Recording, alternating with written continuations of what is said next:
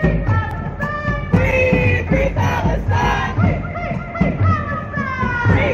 Free Palestine! Next up, I'd like to introduce Tarek Khalil from American Muslims for Palestine, who is an attorney and activist and the education chair of AFP. Palestine will be free! From the river to the sea! Palestine will be free! Gaza has exposed the world! Gaza has exposed the hypocrisy of so-called Western democracy! Gaza has exposed our own government. For the first time in history, we've witnessed a live stream genocide. And this genocidal campaign was maintained with our tax dollars and our weapons, US-made weapons, blowing up children, women, hospitals, schools, civilian infrastructure, decimating the Gaza Strip.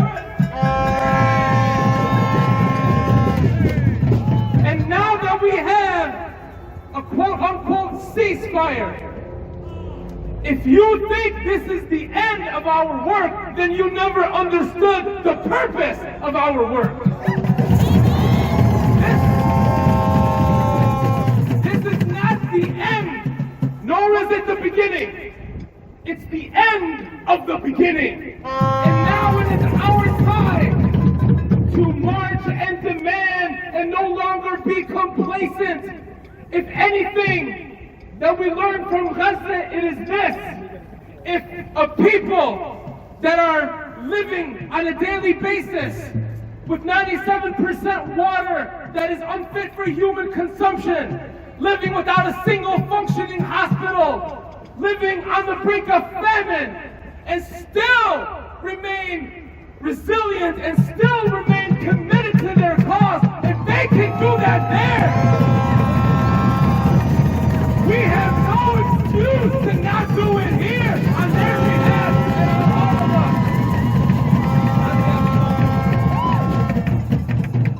us. We have members of Congress that are progressive, except for Palestine. I have a message to anyone who is like that. You are not my ally. You're a hypocrite, and I will not march with you.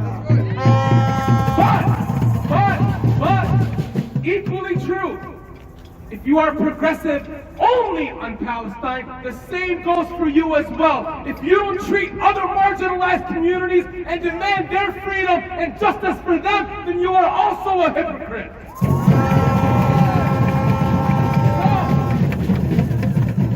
We must remember that this administration right now acts in a whimsical way. Does not act based on policy or ideas.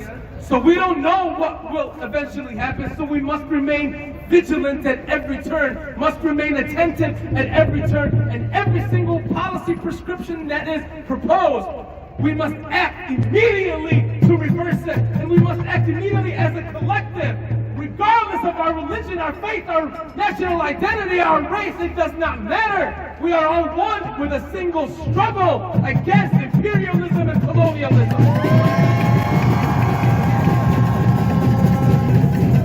So,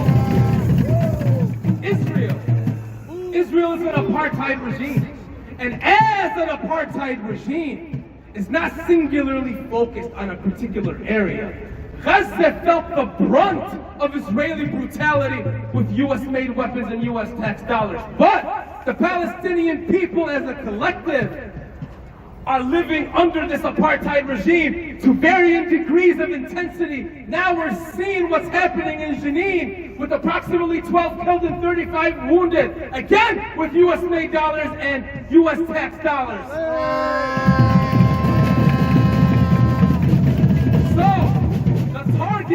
The target is the Palestinian people, not just Gaza. If we maintain our focus just on Gaza, then we will lose sight We will lose sight of Israel's true purpose, its foundational ideology of Zionism, which is meant to target the homeland and all of the indigenous inhabitants, whether they live in Palestine or abroad. That means us, that means other Palestinians as well. And the same notion goes for other empires. Marginalized communities are affected in a similar way. It's these powers that are meant to suppress and oppress us. So it is our duty, it is our obligation to maintain our steadfastness. Just as the people in Gaza did, we must also as well, just as they've lifted us and maintained our strength, we must not kowtow and submit to the powers that be. We must challenge them at every turn. And inshallah, God willing, there will be a free